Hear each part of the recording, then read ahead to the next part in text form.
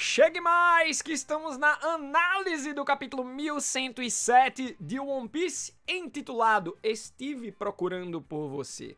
É um trecho referente a Bonnie, ela que esteve esse tempo todo procurando por Nika, e ela acha o Nika no Luffy, que fica sem entender e ouve o termo Nika pela primeira vez. A gente também tem uma capa muito legal dedicada ao LoL, como é que será que ele tá?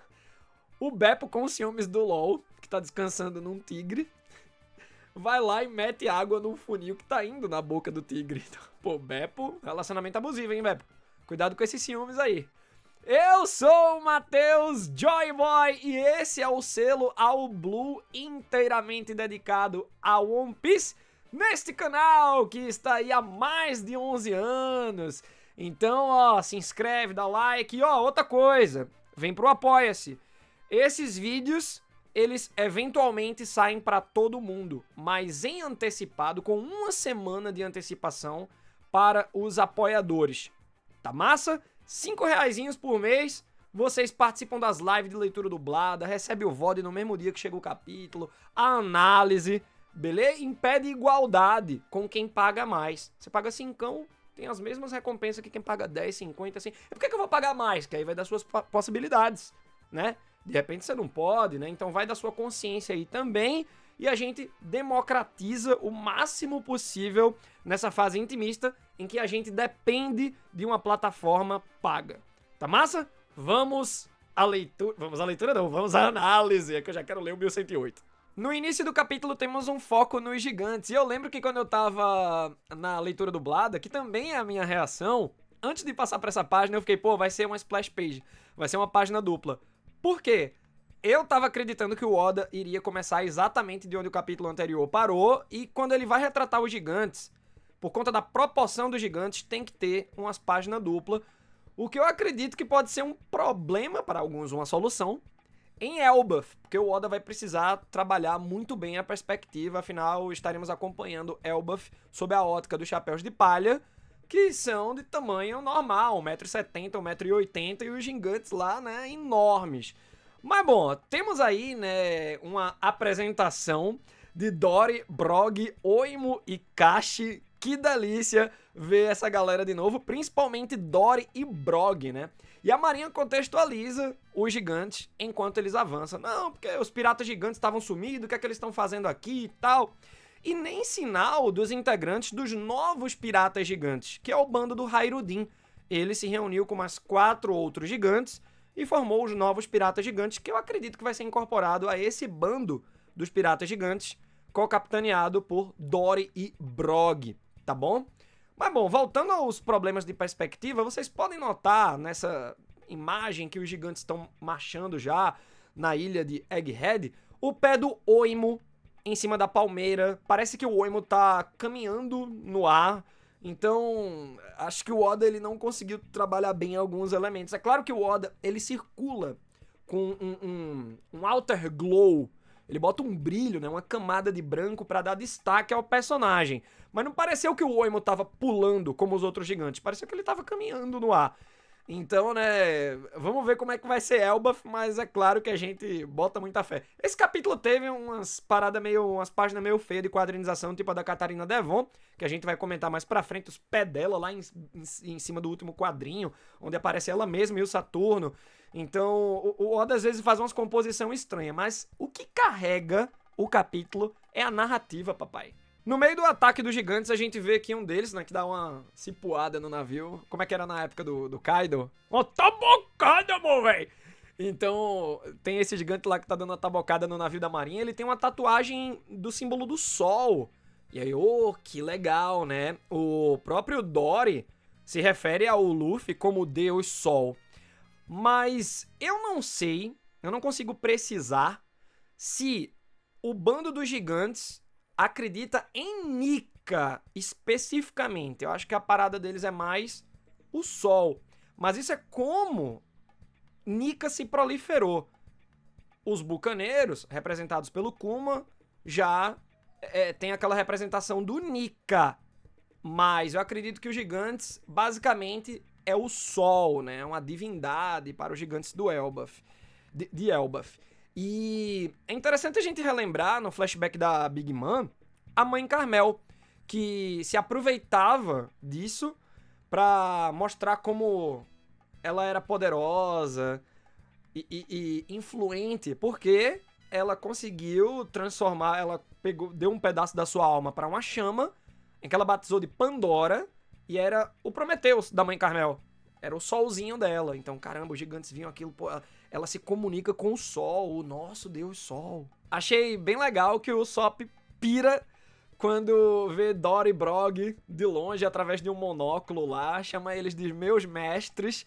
Tava até preocupado, né, em não ver os gigantes em Elbaf, mas a gente sabe que Oemo e Kashi, depois de Enies Lobby, partem pra Little Garden, encontram Dora e Brog, e aí vai todo mundo pra Elbaf, e eles juntaram novamente o bando dos piratas gigantes, né. E a gente nota que o Oda presta atenção no Sop. Então, ô, seu Oda Ishiro, desenvolve o homem aí, hein. Olha, gente, o Sop é um personagem muito bem desenvolvido ao longo de One Piece. Tem o Sogeking, essa parte, o contraste de medo e coragem dele, mais medo do que coragem, várias passagens, o Luffy versus o Sop, tem muita coisa. E eu acredito também que o Oda ele foi muito criativo ao dar esses dispositivos de planta para o Sop.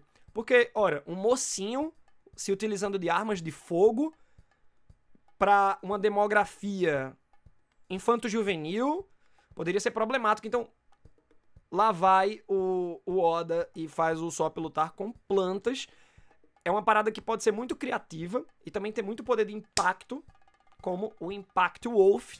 Ele finaliza alguns adversários com o Impact Wolf, né? E só que em um ano, a gente tá vendo mais do mesmo do Sop no meio de uma batalha, no meio de um alvoroço, né? O que é que a gente quer ver desenvolvido especificamente? O danado do hack, seu Oda Eiichiro. Porque em Dressrosa foi incrível. O flerte do Usopp com o hack da observação. Ele dando aquele tiro, calculando o ângulo e pá, e chega lá, dá um sustão na Sugar novamente. Mas só foi ali. E aí veio o Holy Cake, beleza que ele não tava em Holy Cake, mas o ano era o momento disso ser um pouco mais desenvolvido. Então a gente espera que seja agora, né? Porque estamos na fase final de One Piece. Então, a hora é agora. Em Elbaf, né? E que ele apresente a evolução do que ele aprender na batalha final, enfim, contra o Van Augur, que a gente acredita que seja o adversário final do Sop, né? E aí, bom, quadrinho seguinte, eu achei uma parada muito legal que o Oda contextualiza os gigantes pra nós. Gente, é muito necessário, tem gente até que ousa dizer, um mangá de 1107 capítulos. Pô, isso aí é o Oda enrolando, olha o filler. Gente, é muito necessário e olha como o Oda é.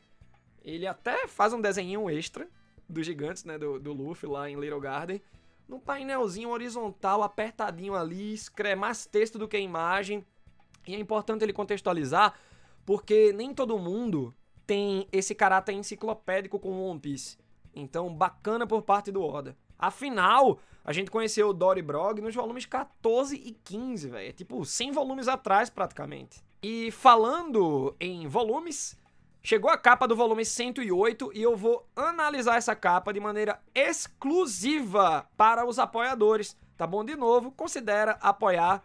Chega junto, que é só 5 contos, você já tem acesso a todos os conteúdos, participa de live de leitura dublada, live de gameplay, tem acesso aos VODs dos gameplays. Vem comigo, hein? Oda faz questão de mostrar os demais chapéus de palha, além de Nami, Usopp e Chopper. O Brook ainda tá num Sunny sem freio, junto com a Lilith. Ela tá bastante preocupada porque não é só que o Sunny vai passar direto. Se ele bate no escudo do domo, ele pode ser danificado, né? O que é que o Frank vai falar pro Brook, né? Então tem que bolar alguma maneira do navio parar. A gente também vê Jinbe, que foi atrás do Zoro a pedido da Nami, e é bem interessante que o Jinbe reflete consigo mesmo. Não é o momento de ficar lutando, Zoro. E aí, se baseando nessa fala do Jinbe, temos o Zoro lutando, e parece que ele tá mantendo a luta? Não, gente, eu acho que não é bem assim, não. Porque você pode pensar, então é teimosia? O Zoro tá se testando? Tipo, eu acredito que essa luta tá equilibrada. O Zoro além de não estar conseguindo finalizar o Rob Lute, ele tá segurando mais um casca grossa. Porque você imagina se o Rob Lute se junta ao Kizaru e ao Saturno lá embaixo. E que estrutura de capítulo, gente, porque temos até umas páginas aí, uns quadrinhos do confronto entre a Marinha e os pacifistas Mark III. Então, os pacifistas continuam dando dano nos navios da Marinha. Então, pô, vamos pensar numa parada. Parece que o jogo virou, não é mesmo? Porque o cerco foi se fechando cada vez mais, só que de dentro pra fora os pacifistas estão atirando nos navios da Marinha e de fora pra dentro chegaram os gigantes. Então a Marinha tá em maus lençóis, mas a gente vê que eles ainda estão lutando, estão bolando estratégias, como é o caso do recém-nomeado vice-almirante Red King, que coordena os ataques e consegue apagar um dos pacifistas Mark III. Então eles estão reagindo. Vamos então ao palco principal, onde geral tá encarando o Saturno e o macaco amarelo, o Kizaru. Luffy que tá se divertindo, tendo o momento da sua vida. É sempre assim quando ele ativa o Guia 5. O Luffy pergunta o porquê do chororô da Bonnie. Ela realmente tá aos prantos ali, mas é um choro feliz. E aí vem o título do capítulo. Ela sempre esteve procurando pelo Luffy. E a Bonnie fala que ele é Nika. É interessante que é a primeira vez que ele ouve o termo. E também é interessante que a Bonnie, ela tá escrito, o Nika falado pela Bonnie tá escrito em katakana. E o Luffy, quando repete a palavra Nika, tá em hiragana. Então tem até uma pronúncia diferente. Nika? Quem é esse? Então, pô, velho, agora a gente vai a conta-gotas, como o Oda gosta, né? Revelando os mistérios aos poucos. Tem um grande mistério, então eles soltam uma peça de quebra-cabeça aqui, solta mais uma em Elbaf e mais uma ali por diante, pra gente ir juntando tudo sobre esse conceito de Nika, né? E aí, a Bonnie diz que quer ver o Luffy dando um socão no Saturno. Ó, dá um socão nele aí pra eu aprender como é que se faz. E aí, nesse momento, o Luffy até nota que o Vegapunk tá nas últimas lá, vem os olhão... Bem, o filme do Máscara, né? E aí, ó, dicas para a produção do live action se basear quando for chegar o Guia 5, né? Mas aí vai ser 12ª temporada. Bom, sei que o Luffy aceita o plano da Bonnie quando vê o Vegapunk ali no chão. Eu vou ensinar como é que dá um socão aqui. É uma sequência bem impressionante porque o Saturno manda aquela explosão de energia, vamos chamar assim, que trava o pessoal. Frank e Sanji não estavam conseguindo se mexer. O Luffy sangra. Por que os outros não sangraram? Porque eles não tiveram nem poder suficiente para poder escapar da trava do Saturno. O Luffy conseguiu, mas se libertar dessas amarras significa sangrar, né? É bem brutal. E ele continua o movimento dele e manda um golpe que é simbólico contra o Saturno. Down Gatling Gun. A metralhadora do amanhecer, gente. Que bacana que no modo Nika ele já incorpora esse prefixo para os seus golpes, né? O down. É muito legal. Faz total sentido com o conceito de Nika, o sol, o amanhecer, né? Romance Down. Primeiríssimo capítulo de One Piece tem esse nome, né? Leva esse nome aí. E o Saturno vai voando pra bater em mais um prédio, velho. Que delícia! Vem um astro ancião sendo espancado. Ainda mais o Saturno que o Oda desenvolveu bem. Eu tenho um ranço desse velho. Quando o grupo do Frank decide ir embora dali, o Vegapunk decide ficar. E ele fica mesmo. E aí, gente, a cada capítulo que passa, agora, eu tô ficando com mais medo do Vegapunk morrer. Antes eu tava, o Oda precisa confirmar. A gente debateu isso no capítulo passado. O Oda precisa confirmar. Só que em vez de estar naquele 50-50, né, tipo, tem 50% de chance dele morrer, mas também tem 50% de chance dele ficar vivo. Eu tô achando que agora tem uns 70% de chance do velho morrer, do Vegapunk morrer. Ele até fala, se eu me mexer, eu vou morrer mais rápido. Como é que ele vai sair daí, então? O Chopper vai precisar descer? Não, tá todo mundo tendo que ir lá pra cima, e o Chopper já tá lá em cima, velho. Então, o que é que vocês acham? Morre ou não morre? Lembrando de uns argumentos que estão mais bem desenvolvidos no vídeo anterior do capítulo 1106. O plot dump, que é a existência na obra do Dr. Vegapunk, a velhice e a gravidade do ferimento dele. Enquanto tá nesse momento de alvoroço, vamos com Vegapunk, não vamos com Vegapunk, chega o Kizaru pra matar Vegapunk, Bonnie, quem tiver mais ali, mas ele mira na Bonnie, velho. Só que é nesse momento que chega o meu Sanjaço e chuta a luz, meu parceiro. Que painel impressionante. Gente, que mesmo no mundo fantástico de One Piece, é um dos painéis mais impressionantes em questão de parâmetros de poder da obra. Sanji chutou a luz, apenas, pro espanto do Kizaru. E olha a cara do Kizaru, olha a cara do macaco amarelo, velho. Eu nunca vi o Kizaru fazendo essa expressão. Nunca, nunca. E foi logo com um chute do Sanji. O Frank fica perplexo. E o Sanji diz que o amor é mais forte do que a luz. Mas beleza, eu gosto de enaltecer o Sanji, que é meu personagem preferido. Mas vamos para uma análise mais precisa pra gente ser honesto. O Sanji é muito forte, certo? Ele é forte, ele teve um baita upgrade em um ano, que é o fator de linhagem e tal. Mas tem 2 pontos aqui que agregam para o Sanji. O primeiro é que ele tá com aquelas botas desenvolvidas pelo Dr. Vegapunk e que a Atlas desenvolveu, né, as botas lá no começo do arco de Egghead, que elas conseguem tocar a luz. Ela até dá um murrão naqueles hologramas lá, um robozão gigante com um dragão. Ela dá um murrão, todo mundo fica impressionado. Como é que ela tocou a luz? Ela, não, é esses equipamentos aqui, as botas também faz isso. Então, o Sanji tava com esse dispositivo. E a gente analisou isso tudo lá nos primeiros capítulos de Egghead, inclusive já dando a entender que o Sanji poderia agregar isso ao traje de batalha dele, da Germa 66, e pra lutar contra o Kizaru. E olha, já foi agora, em Egghead, né? E tem uma outra coisa. Pô, Matheus, tu falou 2 coisas, a bota e o que mais? O Luffy, no modo Guia 5, do ladinho dele. Eu acredito que o Sanji, além de muito forte, além do fator de linhagem, além da bota, ele pode estar fazendo uso do poder de desenho animado, ou como vocês costumam falar, Toon Force, meio que sem querer. Então juntou isso tudo, chutou a luz, papai. Daí, beleza, tá lá encarando o Kizaru, Luffy e Sanji, e a gente passa pro Saturno, né, que foi arremessado pela metralhadora do amanhecer do Luffy. E diante dele parece um sapatinho. Gente, eu juro, quem não viu a leitura dublada, a minha reação, veja.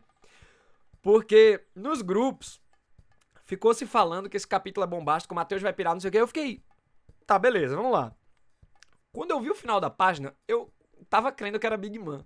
Eu esqueci totalmente de Barba Negra, Catarina Devon, ali no calor do momento, lendo o capítulo, né? E aí quando eu viro a página, Catarina Devon. E o Oda, ele desenha a Catarina Devon com uns quê de Big Man. Eu tô até fazendo a voz dela meio puxada pra aquela parada que eu faço com a Big Man. Mas mais suave, né? Mais soturno, não tão louco. E ela acompanhada do Van Auger. Gente, é uma lapada atrás da outra. A primeira lapada, pra mim, foi Van Auger? Como assim? Faz sentido, porque ele tá com a fruta do teleporte. Não tinha pensado nisso. Mas, cadê Lafitte? Porque pra enfrentar o LoL, tava lá basicamente a formação clássica do bando do Barba Negra, menos o Lafitte. E pra enfrentar o Garp, a nova galera que o Barba Negra recrutou em Impel Down, menos a Catarina Devon. Então eu fiquei, pô, vai a Catarina Devon e o Lafitte pra Egghead, já que a gente viu o barquinho chegando lá. Não, foi Catarina Devon e Van Auger. Então, cadê o Lafitte? Isso é uma pergunta importante, viu? Porque não tem ninguém à toa no bando do Barba Negra aí. O Lafitte deve estar fazendo alguma coisa muito importante. Mas a gente chega já já na teoria. Catarina Devon toca em Saturno e diz, missão completa. Então quer dizer que era esse o objetivo deles, da Catarina Devon e do Van Auger, indo pra Egghead, tocar no Astro Ancião. Mas como eles sabiam que um Astro Ancião ia pra Egghead? Essa é uma pergunta que não quer calar. Ou até que é rebatida. Não, mas eles não sabiam. Acho que eles foram aí com outro objetivo. Se era outro objetivo, qual? Eu acredito que era esse mesmo. Senão o Oda teria colocado outras linhas de diálogo pra Catarina Devon. Não seria missão completa. Seria, pô, conquistamos o que queríamos e ainda conseguimos um extra. Algo do tipo, né? E eu acredito que o objetivo principal era tocar no Saturno, em um dos astros anciões, Porque é o Barba Negra, gente. Eu acredito que ele pode ter interceptado alguma ligação. Ele dá os pulos dele, ele dá o jeito dele. O Barba Negra é muito oportunista. E a gente sabe que dá pra grampear a ligação, dá pra interceptar a ligação entre Dendemushis no mundo de One Piece. Talvez até tenha sido o Lafitte que contou pra Catarina Devon e Van Auger. Lembrando que, sei lá, capítulo 250 aí, o Lafitte invadiu é muito forte, né? Mas ele invadiu, de uma maneira furtiva, mas invadiu Marigeoise, facinho, pra aquela reunião, que tava até lá o Kuma, o Doflamingo, pra decidir o substituto do Crocodile, no grupo do Shichibukai. O Lafitte vai lá até pra indicar o Barba Negra, que o Barba Negra já tava querendo essa influência pra poder ter acesso a Impel Down e recrutar Shiryu, Catarina Devon, etc. Então, eu acredito que é muito interessante que os movimentos do bando do Barba Negra são movimentos de inteligência, né? Do tipo, ele interceptou o LoL com uma galera, deixou gente pra defender. 2 do bando dele foram tocar no Astro Ancião e o Lafitte é um mistério, mas a gente já cogita que ele pode ter ajudado aí Catarina Devon e Van Auger. É impressionante. Voltando a Catarina Devon, o que é que a mulher conquistou? Tocando no Saturno. A aparência do Saturno. E aí, até me alivia um pouco, porque pra mim, ela tinha matado o Absalom, mas não, né, gente? Ela tava ali com a aparência do Absalom há vários capítulos atrás, mas é porque ela pode ter só tocado nele. O problema é que a galera já tá inferindo que o Absalom morreu, é porque o fruto dele tá com o Shiryu, né? Então, Absalom foi de base mesmo. Mas bom, Catarina com a aparência do Saturno, como é que isso pode reverberar? Vamos lá. Tem gente que tá indo além, que além da aparência, ela pegou as memórias dele e, além da aparência e das memórias, ela pegou os poderes dele. Eu discordo. Eu acredito que ela só pegou a aparência. Se ela pega as memórias do Saturno, eu acho que o Oda teria desenhado ela com alguma cara de choque. Ah, então é isso! Entendendo um monte de coisa. Não é o caso. E poder, eu acredito que é só matando o usuário pra pegar o fruto do diabo. Então ela tá com a aparência do Saturno e isso basta. Basta. Porque a Catarina Devon pode se infiltrar em Marigeoise sob a aparência do Jay Garcia Saturno como um dos astros anciões. Falar com In. Descobrir coisas. Comunicar outras coisas pra Marinha. Dar ordens. Saca? Então, eu tô muito tenso. Ah, mas e o Saturno sair vivo? Já acaba com os planos. Caso ele saia vivo, a hora é agora. Talvez ela tenha copiado a aparência do Saturno pra, de agora, já ir pra Marigeoise enrolar os véi lá. Falamos que essa sequência final é uma lapada após a outra. Vamos a mais uma lapada. O Saturno pergunta pra Catarina Devon por que ela tá sendo subalterna de alguém. Primeiro que, essa pergunta já diz muito sobre a Catarina Devon. Sobre o background dela. Sobre o passado dela. Você fica imaginando ela capitã de um bando pirata absurdo. Tipo, como é que essa mulher obedeceria a alguém, né? Mas ela tá obedecendo. E essa parada de obediência é interessante a gente levantar um debate de que vocês acham que o bando do Barba Negra, o bando do Marshall de Teach, ele compartilha uma característica com o bando antigo do Rocks? Que é tipo, o Rocks conseguiu reunir uma galera notória, mas a galera não se dava bem porque cada um tinha uma pose de liderança, né? Cada um queria ser o capitão da parada. A gente pode até pensar por esse lado em relação ao bando do Teach, mas eu já acho que o bando do Teach tá mais harmonioso do que o bando do Rocks. A não ser que o Oda venha desenvolver isso mais pra frente e mostre alguma falta de harmonia aí entre a galera, né? Mas bom, a lapada mesmo é quando a Catarina Devon responde a pergunta do Saturno dizendo, não, eu estou sendo subalterna de alguém porque o Teach é especial. E é muito legal esses tons de companheirismo do bando do Teach, velho. É muito legal você observar que os membros do bando do Barba Negra veem ele, tal qual Zoro, Nami, Sanji, Usopp, veem o Luffy, pô. Então é na sutileza o Oda trabalhando o Teach e a quantidade de membros que tem no bando dele. A gente consegue fazer o 1 versus 1 certinho. Vocês querem vídeo disso? Acho que eu vou fazer um exclusivo, hein? A galera do Apoia-se tá merecendo. Pô, tá muito bem trabalhado. E agora, na fase final, é que vai ser cada vez mais desenvolvido. Ele já apareceu agora contra o LoL, Catarina Devon e Ivan Auger aqui em Egghead. Vão tá aparecendo mais, sempre pegando uma fatia do bolo do arco pra eles. Tá ligado? Mas tem um porém. O que é que difere o bando do Teach pro bando do Luffy? Primeiro, gente, essa questão de poder, o Teach, ele vê que crescer em poder pro bando dele tá nos frutos do diabo, por isso que ele partiu numa caçada aos frutos, caçada essa que eu acho que até parou já. Porque ele, já pegou o fruto do teleporte pro Van Auger, o fruto da força pro Jesus Burgers, a Catarina Devon tem o fruto do cachorro lendário, modelo raposa de 9 caudas. Então acho que até pode ter parado, a não ser que ele queira mais um pra ele, já que ele conseguiu comer 2, quem consegue comer 2 consegue comer 3. Mas esse é o conceito de poder pro Teach. Já pro Luffy, eu sei que ele tem um fruto de Nika, mas é o hack. E Kaido, um cara baita experiente, ele faz questão de dizer, ali na batalha contra o Luffy, que o Roger conquistou tudo sem fruto do diabo, só com hack. Hack é o poder máximo do mundo. Então foi interessante o Luffy ter escutado isso de alguém tão maduro em questão de experiência quanto o Kaido. Porque essa é a grande diferença, fruto do diabo versus hack. O Teach pode até dar uma de Deco de My Hero Academia e ter 7 frutos no final de One Piece, mas o Luffy vencerá ele com hack.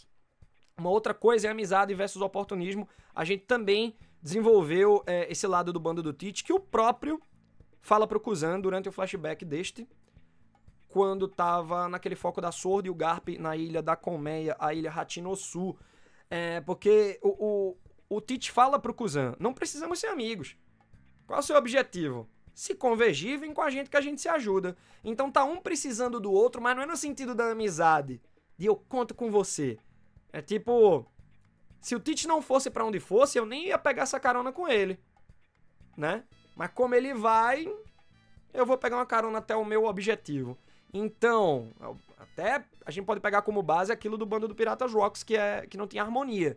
Será que eles vão encontrar essa falta de harmonia por conta dos seus objetivos quando estiver chegando no final? Porque eles não querem simplesmente fazer o Teach rei e ponto. Eles têm os seus objetivos.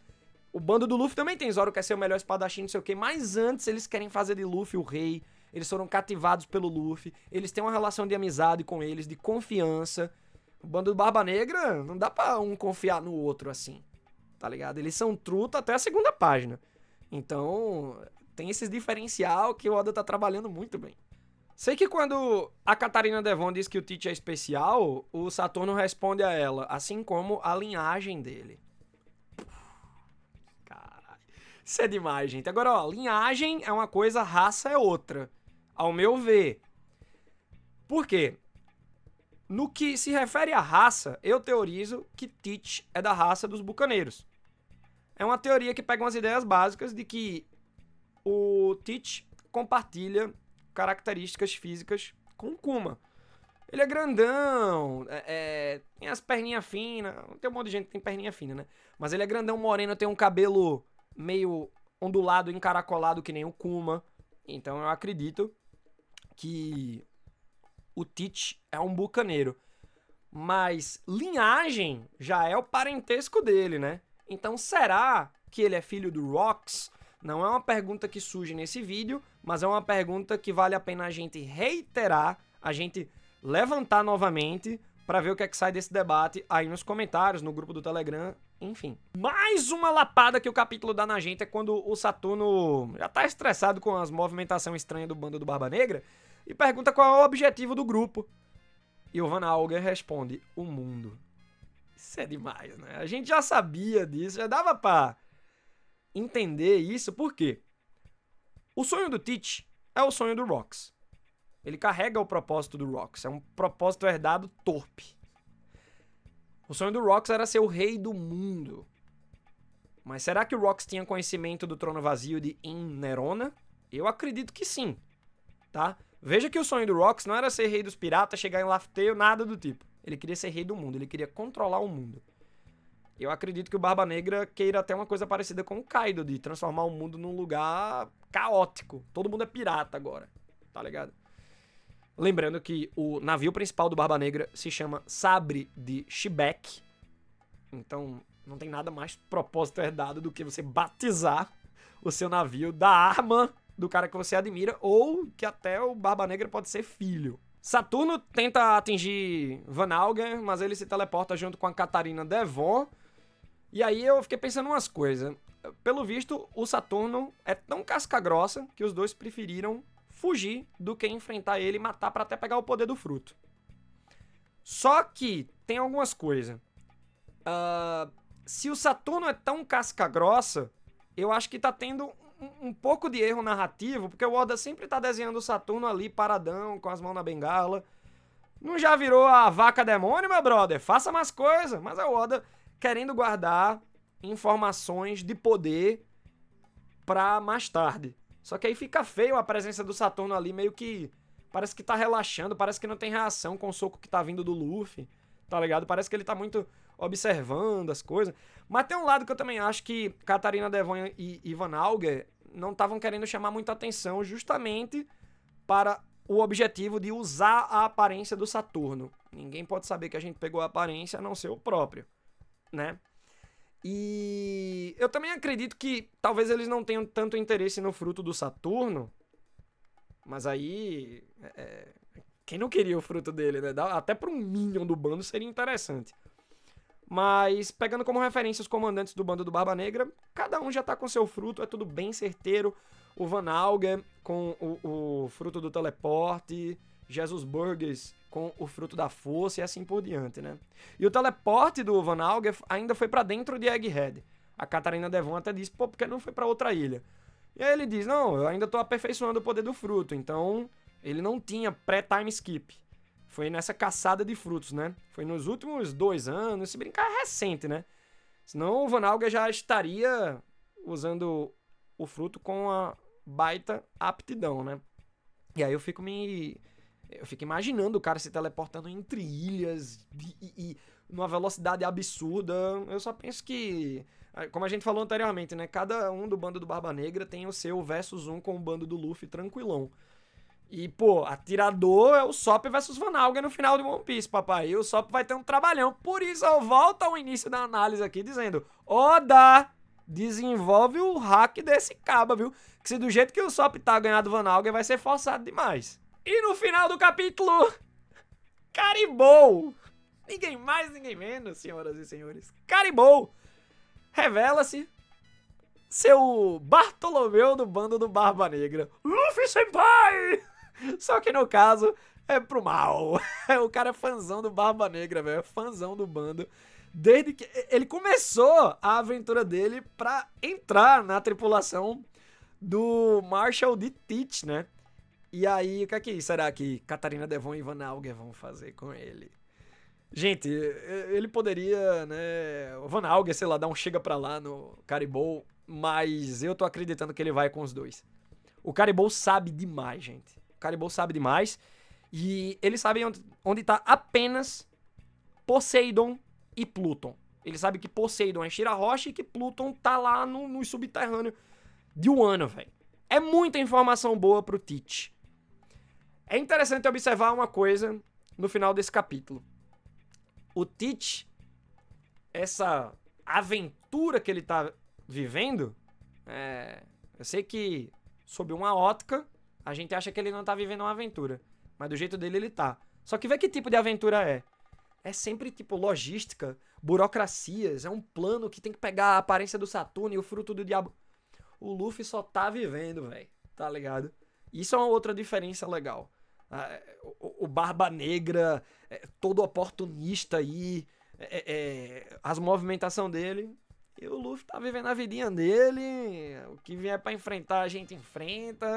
Isso é legal demais, é admirável de observar na jornada do Luffy. É isso, venha pro Apoia-se, 5, você já tem acesso aos conteúdos antecipados e conteúdos exclusivos. Um beijo e até a próxima.